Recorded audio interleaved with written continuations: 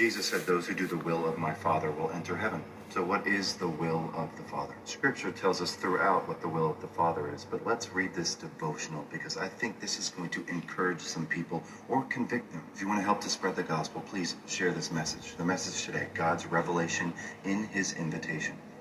Christians spend much time talking about seeking God's will as though it were hidden and difficult to find. God does not hide his will.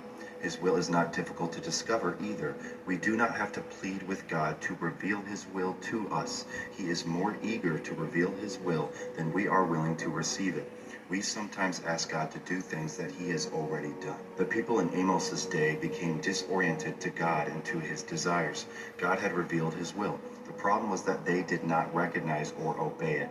Amos declared that God does nothing in the affairs of humanity without seeking one of his servants to whom he will reveal his activity.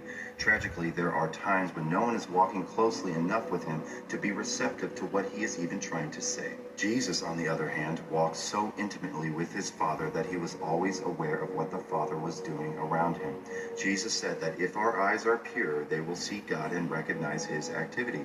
If we are not seeing God's activity, the problem is not a lack of revelation. The problem is that our sin prevents us from noticing it. How often are we living in habitual sin? When God is working in your child's life or when he is convicting your coworker, he may reveal his activity to you. His revelation in his invitation for you to join him in his redemptive work. Are we listening to God or are we just ignoring when he speaks to us? Be alert to God's activity around you.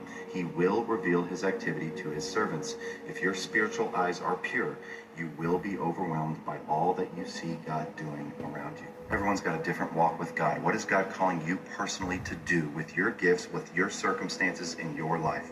Think about that today. Comment what you thought, share to somebody else, and I'll see you next time.